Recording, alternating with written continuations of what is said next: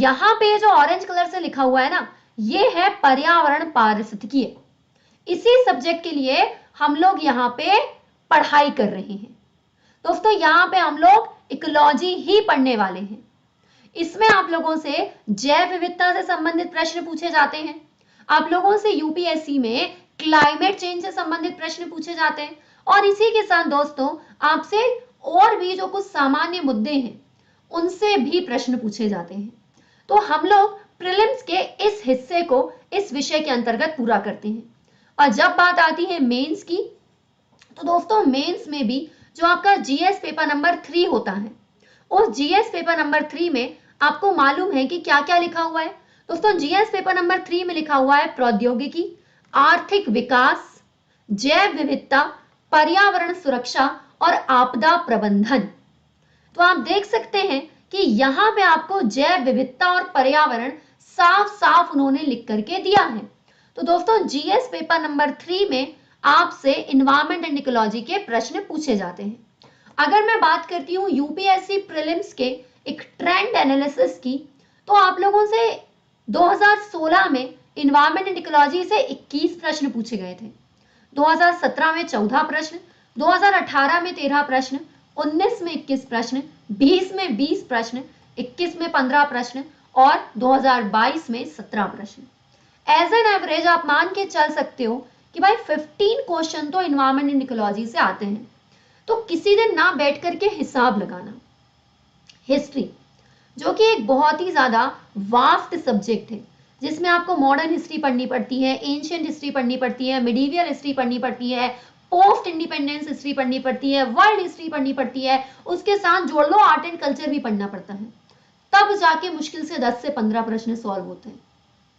Geography में भी physical geography पढ़ाती हूँ मैं आपको, इंडियन ज्योग्राफी पढ़ाती हूँ, वर्ल्ड ज्योग्राफी पढ़ाती हूँ, ह्यूमन इकोनॉमिकल पढ़ाती हूँ, तब जाके 10 से 15 नंबर के लायक आप बनते हो। लेकिन ये एक बहुत ही छोटा सब्जेक्ट है।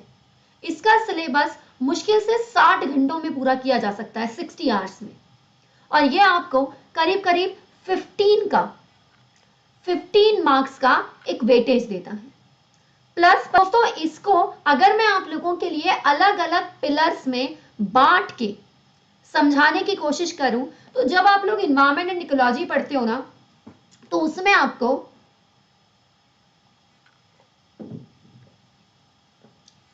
सबसे पहले बेसिक्स पढ़ना होता है। वही बेसिक्स जो आज की क्लास में मैं आपको पढ़ाऊंगी। उसके बाद आपका एक पिलर होता है जहां पे आपको फंक्शंस ऑफ इकोसिस्टम पढ़ने होते हैं, आपको पारितंत्र के कार्य पढ़ने होते हैं। उसके बाद आपको बायोम्स के बारे में जानना पड़ता है। लोग ये जो सब्जेक्ट पढ़ रहे हैं इसका नाम है एनवायरमेंट एंड इकोलॉजी। तो सवाल उठता है कि एनवायरमेंट का मतलब क्या होता है। तो दोस्तों वो सब कुछ जो किसी भी जीव को उसके जीवन काल में चारों ओर से घेर के रखता है, वो उसका पर्यावरण है, वो उसका एनवायरमेंट है। इस एनवायरमेंट में ये रिमोट भी आ रहा है, ये ग्लोब भी आ रहा है, मेरे इस एनवायरमेंट में अभी ये लैपटॉप भी आ रहा है, ये पेन भी आ रहा है। सो हमारे आसपास जो कुछ भी है वो सब कुछ हमारा पर्यावरण है। Everything that surrounds and affect an organism during its life time is collectively known as environment. ठीक है, तो आप लोग क्या देखते हो दोस्तों, आप लोग देख सकते हो कि एनवायरमेंट क्या है, जो सब कुछ हमारे आसपास है वो एनवायरमेंट है। अब दोस्तों सवाल उठता है कि जो हमारा एनवायरमेंट है क्या वही हमारा इकोसिस्टम है? तो इसका जवाब है नहीं। दोस्तों एनवायरमेंट और इकोसिस्टम इन दोनों शब्दों में अंतर होता है। There is difference between ecosystem and environment. मतलब दोस्तों जैसे मैंने आप लोगों से अभी अभी कहा कि मेरे आसपास ये पेन है, ये लैपटॉप है, ये माइक है, ये सब कुछ मेरा एनवायरमेंट है। लेकिन ये एनवायरमेंट इकोसिस्टम के रूप में तब काम करेगा जब मैं इन सब के साथ एक इंटरैक्शन शुरू करूंगी। इंटरैक्शन इन व्हाट सेंस, मतलब कि ये मेरा पेन है, मैं इस पेन से लिख रही हूं। अगर मैं इस पेन से लिख रही हूं तो उस समय हम क्या देखेंगे, उस समय मैं कहूंगी कि हाँ भाई अब ये इकोसिस्टम में परिवर्तित हो चुका है। मतलब कहना क्या चाह रही हूं दोस्तों, पारिस्थितिकीय तंत्र यानी कि इकोसिस्टम किसी भी जीव मंडल की एक संरचनात्मक और कार्यात्मक इकाई होती है। An ecosystem is defined as a structural and functional unit of biosphere. मतलब कि हमारे आसपास जो भी पेड़ हैं, पौधे हैं, मछली है, पक्षी है, सूक्ष्म जीव हैं, ये सब कुछ हमारा पर्यावरण है। ये सब कुछ हमारा पर्यावरण है। लेकिन जब जीव जंतु अपने पर्यावरण के साथ अनोन्य क्रिया करते हैं, जब जीव अपने पर्यावरण के साथ अनोन्य क्रिया करते हैं, तो वो क्या कहलाता है दोस्तों? तब वो कहलाता है इकोसिस्टम। मतलब कि हमारे आसपास जो कुछ भी मौजूद है, जब हम इसके साथ एक अनोन्य क्रिया करते हैं, जब हम इसके साथ एक इंटरेक्शन करते हैं, तब ये कहलाता है इकोसिस्टम, तब यह कहलाता है पारिस्थितिकीय तंत्र, तब यह कहलाता है पारितंत्र। तो आई होप कि आप लोगों को इन दोनों शब्दों में अंतर समझ में आया होगा कि भाई पर्यावरण अलग है और पारिस्थितिकीय तंत्र अलग है। इन्वायरमेंट अलग चीज है और इकोसिस्टम अलग चीज है। इसी के साथ दोस्तों आप यहां पे देख सकते हैं कि तीसरा शब्द है पारिस्थितिकी। अभी हमने पारिस्थितिकीय तंत्र की बात की, पर्यावरण की बात की। नाउ अब हम लोग बात कर रहे हैं पारिस्थितिकी क्या होती है, इकोलॉजी क्या होता है। हमने इन्वायरमेंट की बात की, हम लोगों ने इकोसिस्टम की बात की, अब हमें बात करनी है इकोलॉजी की। अब हम लोगों को किसकी बात करनी है? अब हम लोगों को बात करनी है इकोलॉजी की। दोस्तों हमारे आसपास जो कुछ भी मौजूद है वो हमारा पर्यावरण है। जब कोई भी जीव अपने पर्यावरण के साथ अनोन्य क्रिया करता है, इंटरैक्शन करता है, परस्पर संबंध बनाता है, तो उसे कहते हैं इकोसिस्टम। और जब इसी इकोसिस्टम का अध्ययन किया जाता है तो उसे कहा जाता है पारिस्थितिकी, इकोलॉजी। किसी भी इकोसिस्टम की स्टडी करना, किसी भी इकोसिस्टम की स्टडी करना क्या कहलाता है? किसी भी इकोसिस्टम की स्टडी करना कहलाता है इकोलॉजी। किसी भी इकोसिस्टम का अध्ययन करना कहलाता है पारिस्थितिकी। ठीक है, चलो भाई, इसी के साथ आप लोग देख सकते हैं कि पारिस्थितिकी को जीवित जीवों के एक दूसरे के साथ और उनके पर्यावरण के साथ वैज्ञानिक अध्ययन के रूप में परिभाषित किया जाता है। आई होप आप लोगों को समझ में आ रहा होगा। पारिस्थितिकी को जीवित जीवों के एक दूसरे के साथ और उनके पर्यावरण के साथ संबंधों के वैज्ञानिक अध्ययन के रूप में परिभाषित किया जाता है। जीवों का एक दूसरे के साथ और उनके पर्यावरण के साथ संबंध क्या कहलाता है? पारिस्थितिकीय तंत्र। और इसी पारिस्थितिकीय तंत्र का अध्ययन क्या कहला रहा है? पारिस्थितिकीय कहलाता है, इकोलॉजी कहला रहा है। आई बात समझ में? Very good. तो दोस्तों आप लोगों ने अभी तक 3 शब्द समझ लिए कि इन्वायरमेंट क्या होता है, इकोसिस्टम क्या होता है, और आप लोगों ने यह भी जान लिया कि इकोलॉजी क्या होती है। अब थोड़ा सा आगे बढ़ते हैं दोस्तों। अगर हम बात करते हैं इकोलॉजी की हिस्ट्री की, अगर हम लोग बात करते हैं पारिस्थितिकीय तंत्र की, पारिस्थितिकी के अध्ययन के इतिहास की, तो ऐसा नहीं है कि ये कोई नया सब्जेक्ट है, ऐसा नहीं है कि ये सब्जेक्ट 2013 से सिलेबस में शामिल हुआ। नहीं भाई, बात कुछ ऐसी है कि पर्यावरण जब से दूषित होने लगा तब से अभी का जो मानव है, वर्तमान का जो मानव है, वो इस पर ध्यान देने लगा। यूपीएससी ने 2013 से इससे पूछे जाने वाले सवालों की मात्रा, संख्या बढ़ा दी। लेकिन हमारे भारतीय इतिहास में ये जो विषय है इकोलॉजी, हमारे भारतीय इतिहास में ये जो विषय है पारिस्थितिकी, इसका इतिहास बेहद पुराना है दोस्तों। हमारे प्राचीन ग्रंथों में पारिस्थितिकी का उल्लेख है, इकोलॉजी का उल्लेख है। हमारे वेदों में, हमारे संहिताओं में, हमारे उपनिषदों में पारिस्थितिकीय अवधारणाओं का उल्लेख है। हमारे देश में चरक संहिता लिखी गई।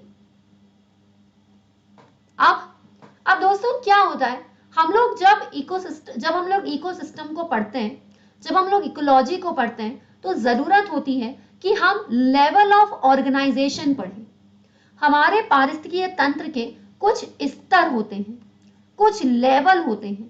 तो दोस्तों अब ये लेवल क्या होते हैं? दोस्तों इन लेवल की अगर हम लोग बात करते हैं तो पारिस्थितिकीय में शुरुआत होती है एक जीव से, एक सिंगल एंटिटी से। किससे शुरुआत होती है? दोस्तों एक इंडिविजुअल से। फॉर एग्जाम्पल मैं काम करती हूं, साइड में इसका एग्जाम्पल बना देती हूं।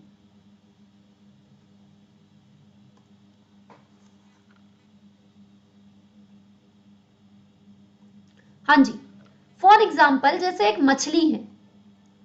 एक पारिस्थितिकीय तंत्र की शुरुआत एक जीव से होती है। जैसे एक मछली, आप प्लीज ऐसा मत बोलना कि मैडम मछली की शक्ल मछली जैसी नहीं लग रही, ठीक है? तो आप लोग देख सकते हैं वो टीचर्स डे पे जो तुम लोग मेरी पेंटिंग बनाते हो उसकी शक्ल भी कहाँ मेरे जैसी लगती है। तो जरूरी थोड़ी ना है कि मछली की शक्ल मछली जैसी लगे। तो दोस्तों पारिस्थितिकीय तंत्र में जब स्तर की हम लोग चर्चा करते हैं तो इसकी शुरुआत होती है एक जीव से, एक सिंगल जीव से, एक सिंगल ऑर्गेनिज्म से। अब दोस्तों वो जो जीव है वो क्या करता है? दोस्तों एक जैसे जीवों का समूह, एक जैसे जीवों का समूह क्या कहलाता है? एक जैसे जीवों का समूह कहलाता है, क्या कहलाता है? बताओ कमेंट में, बताओ कमेंट में। जनसंख्या। एक जैसे जीवों का समूह कहलाता है जनसंख्या। तो एक जीव से क्या बनी? एक जीव से बनी जनसंख्या। दोस्तों एक बात याद रखना कि जो जीवों का समूह है ना जिससे जनसंख्या बनती है उसमें एक ही प्रकार के जीव होने चाहिए, एक ही प्रकार के जीवों का समूह, एक ही प्रकार के जीवों का जो समूह है ना उसे दोस्तों जनसंख्या कहते हैं। जैसे अगर 100 मछली की बात कर रहे हैं तो 100 मछली होनी चाहिए। अगर उन 100 मछली के साथ आप 20 बिल्लियों की बात कर रहे हैं तो ऐसा नहीं होगा कि 100 मछली और 20 बिल्ली 120 की जनसंख्या हो गई। नहीं भाई, मछली तो मछली, बिल्ली तो बिल्ली बिल्ली, काऊ तो काऊ ही काऊ, और इंसान तो इंसान ही इंसान। तो पारिस्थितिकीय तंत्र में सबसे पहला लेवल होता है एक सिंगल जीव का, एक सिंगल एंटिटी का। दोस्तों उसके बाद क्या आता है? उसके बाद आते हैं एक ही जैसे जीवों का समूह जो कहलाता है जनसंख्या। और दोस्तों जब एक जैसी बहुत सारी जनसंख्या मिल जाती है, अगर आपको क्वालिटी ठीक से नहीं दिख रही ना तो आपकी जो क्वालिटी है उसको कम से कम 360 या 480 पी पे करो, एटलीस्ट 480 पी पे कर लो। तो जब आप देखते हो कि अलग अलग प्रकार की जनसंख्या मिल रही है, अलग अलग प्रकार की जनसंख्या मिल रही है मतलब जैसे यहाँ पे मछली है, मछली के साथ कुछ शेर हैं। अब यार मुझसे ये मत बोलना कि मैडम शेर बना के बताओ, ठीक है? मान लो यहाँ पे कुछ काऊ हैं। तो जब अलग अलग तरीके की जनसंख्याएं मिल जाती हैं तो उनका समूह क्या कहलाता है? दोस्तों उनका समूह कहलाता है समुदाय, उनका समूह कहलाता है समुदाय। और जब अलग अलग तरीके के समुदाय अपने पर्यावरण के साथ मिल जाते हैं, अलग अलग तरीके के समुदाय अपने पर्यावरण के साथ मिल जाते हैं तो अपने पर्यावरण के साथ अन्योन्य क्रिया करके वो क्या बनाते हैं?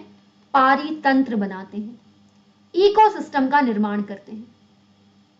और अलग अलग इकोसिस्टम मिलाकर के क्या बनते हैं? बायोम्स बनते हैं, जीवोम बनाते हैं। और अलग अलग तरीके के जीवोम मिलकर के क्या बनाते हैं? अलग अलग तरीके के जीवोम मिलाकर बनते हैं जैव मंडल। प्रीलिम्स में सवाल आया यहां से, बायोस्फीयर। तो ये क्या है दोस्तों? ये किसी भी पारितंत्र का, ये किसी भी पारिस्थितिकीय तंत्र के स्तर हैं। एक जीव से शुरू हुए, उस जीवों के समूह पे गए, जनसंख्या आई, अलग अलग जनसंख्या मिलकर समुदाय बनी। जब इस समुदाय ने क्या किया दोस्तों? जब इस समुदाय ने अपने पर्यावरण के साथ अन्योन्य क्रिया की, इंटरैक्शन किया तो पारितंत्र बना। और पारितंत्र अलग अलग टाइप्स के मिले, बायोम बने।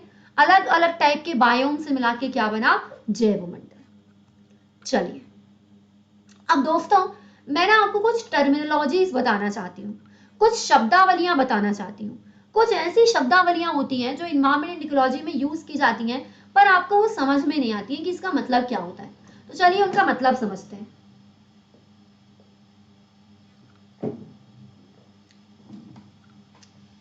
दोस्तों एक शब्द होता है जिसको बोलते हैं निश, इसे हिंदी में निश्चय, निश्चय या फिर आला कहते हैं। नहीं, जीवों के समूह को जीवों नहीं कहते।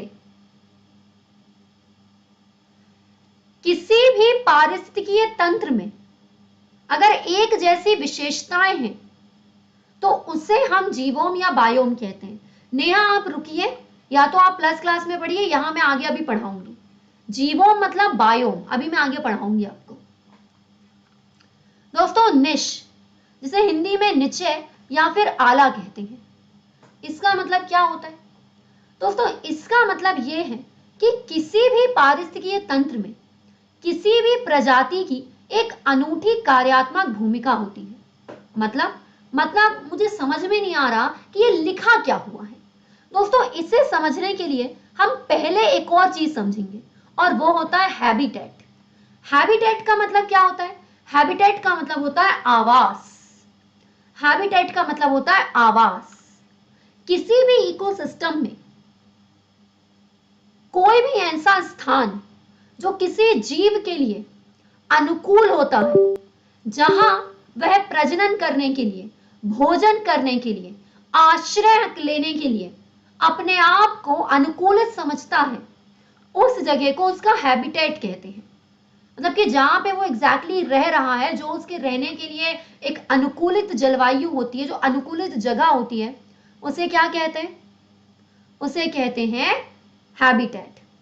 सॉरी मैम डिस्टर्ब करने के लिए। इन्वायरमेंट एंड इकोलॉजी पे आपका प्लस कोर्स कब आएगा? बहुत दिन से इन्वायरमेंट की लाइव क्लास। हे भगवान, इन्वायरमेंट एंड इकोलॉजी का कोर्स लाइव चल रहा है अनअकैडमी पे भाई। इन्वायरमेंट एंड इकोलॉजी कोर्स कब से लाइव चल रहा है? आई थिंक 10 या 11 क्लास हो गई है, डेली 9 बजे हो रही है। कभी मैडम की प्रोफाइल चेक करनी चाहिए, कभी मैडम का जो टेलीग्राम ग्रुप है जिसमें 4-5 हजार की संख्या में भरे पड़े हैं, पर कभी खोल के भी नहीं देखते, उसको अनम्यूट करना चाहिए। मतलब लड्डू बढ़ जाते हैं, भंडारा हो जाता है, फिर कहते हैं हमें पुड़ी नहीं मिली। चलिए, तो दोस्तों हैबिटेट क्या होता है? किसी भी पारिस्थितिकीय तंत्र में एक जीव का जो निवास स्थान होता है, कोई भी जीव जहां पर अपने अनुकूलित वातावरण में रह सकता है, वो उसका हैबिटेट है, उसे उसका आवास कहते हैं। तो दोस्तों वो उसका घर हो गया। वो क्या हो गया? वो उसका घर हो गया, वो उसका हैबिटेट हो गया। लेकिन दोस्तों आपके घर में आपकी कोई भूमिका भी होती है ना, तुम्हारे घर में तुम्हारी कोई भूमिका भी होती है ना। जैसे आपकी जो मम्मी है, उनका घर वो है जहां पे वो रह रही है, पर उनकी भूमिका है कि भाई वो घर संभाल रही हैं, खाना बना रही हैं। आपके पापा की कुछ भूमिका होगी, आपकी कुछ भूमिका होगी। तो दोस्तों वो जो आपकी भूमिका है ना, दैट इज योर निश, आपकी कार्यात्मक भूमिका। आप कुछ इस तरीके से समझ सकते हो कि आप जहां पर रहते हो वो आपका आवास है, लेकिन वहां पे रह के आप क्या कार्य करते हो वो आपका निश है। वहां पर रहकर आप क्या कार्य करते हो वो आपका निश है। ठीक है, आप जहां पर रहते हो वो आपका आवास है, वो आपका हैबिटेट है, लेकिन वहां पे रहकर आप क्या कार्य करते हो वो आपका निश है। तो इस किसी भी पारिस्थितिकीय तंत्र में हर जीव जंतु का एक हैबिटेट होता है, एक आवास होता है, और उसी पारिस्थितिकीय तंत्र में उसकी एक कार्यात्मक भूमिका होती है जिसे उसका निश कहते हैं। ठीक है, चलिए अब दोस्तों एक और शब्द है जो मैं आप लोगों को समझाना चाहती हूं। अभी तक हमने क्या क्या समझा, क्या आप लोगों को ये क्लियर हुआ? अभी तक हमने क्या क्या समझा भाई? अभी तक हम लोगों ने पहले तो थोड़ा सा ट्रेंड एनालिसिस, सिलेबस वगैरह पे बात की। उसके बाद मैंने आपको 3 शब्दों में अंतर समझाया। कौन कौन से 3 शब्द? इन्वायरमेंट, इकोलॉजी, सॉरी इको पहले इकोसिस्टम और फिर इकोलॉजी, पर्यावरण, पारितंत्र और पारिस्थितिकी। फिर हमने level of organisation in ecosystem पढ़े। फिर हम लोगों ने इसके लेवल्स देखे। फिर लेवल देखने के बाद मैंने आपको एक शब्द का मतलब बताया कि भाई निश का मतलब क्या होता है। आपने हैबिटेट का मतलब देखा। इतनी चीजें क्लियर है? इतनी चीजें क्लियर है? ओके, आगे बढ़ते हैं दोस्तों। अब मैं आपको एक अगला शब्द सिखाने जा रही हूं जिसे कहते हैं इकोटोन। हिंदी में इस शब्द को कहते हैं संक्रमिका। क्या कहते हैं इसको हिंदी में दोस्तों? हिंदी में इसे कहते हैं संक्रमिका। अब सवाल उठता है कि इकोटोन या फिर संक्रमिका क्या होती है। दोस्तों ecotone is something like transition zone. Ecotone वो होता है जहां पर दो अलग अलग तरीके के पारिस्थितिकीय तंत्र मिलते हैं। जहां पर दो अलग अलग तरीके के पारिस्थितिकीय तंत्र मिलते हैं।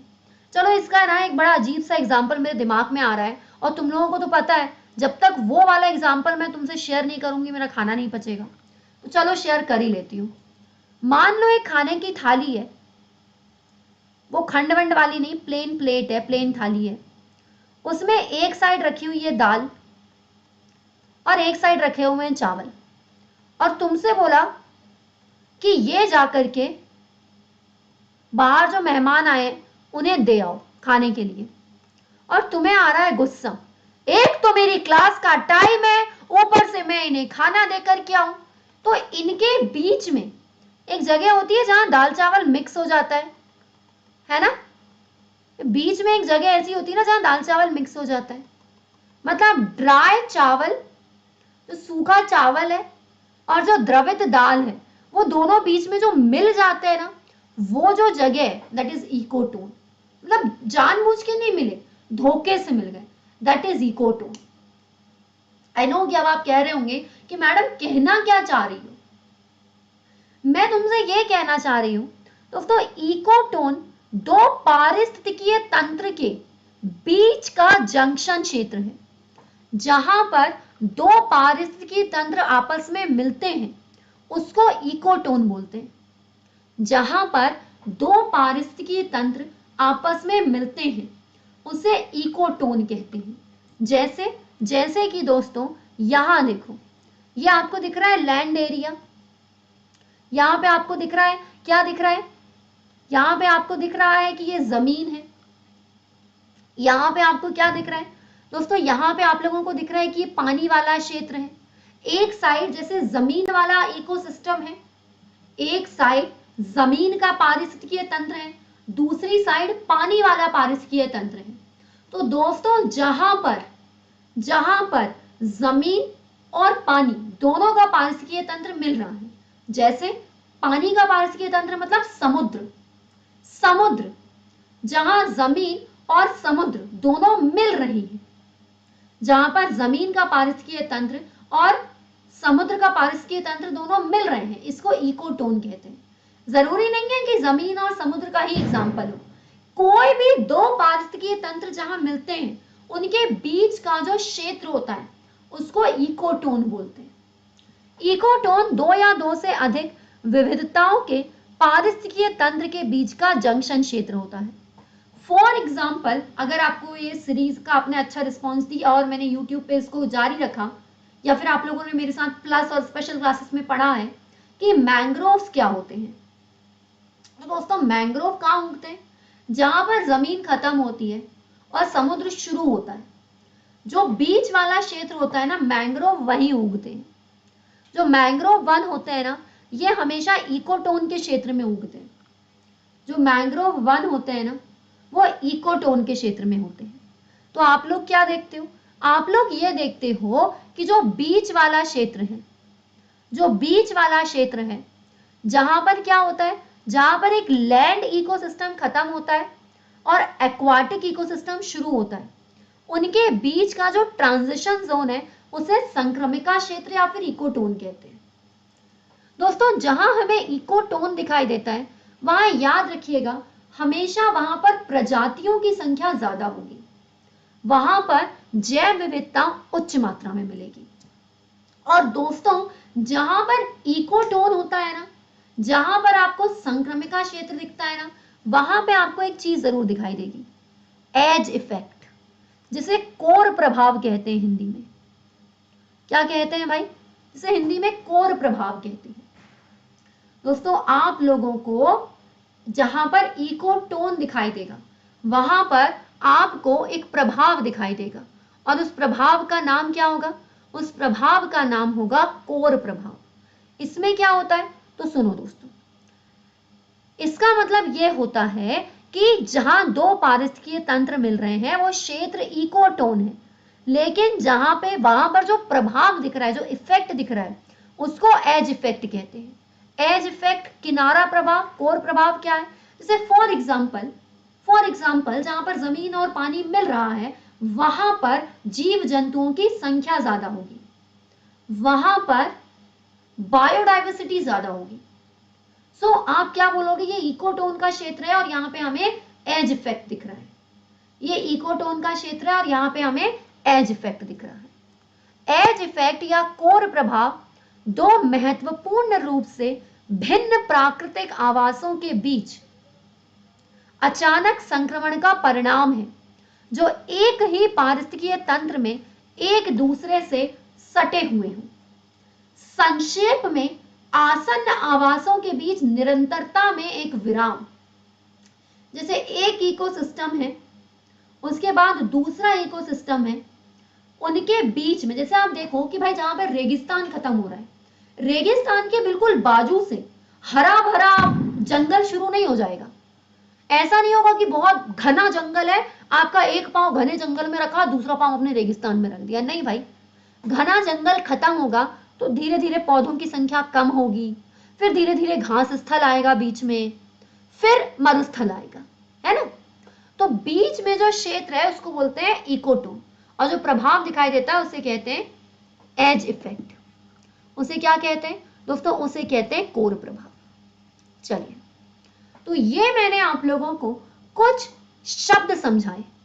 अभी आप लोगों ने मेरे साथ कुछ शब्द समझे, आपने एक और शब्द समझ लिया है, इकोटोन। अब हम लोग फाइनली बात करते हैं दोस्तों पारिस्थितिकीय तंत्र के कार्यों की, फंक्शन ऑफ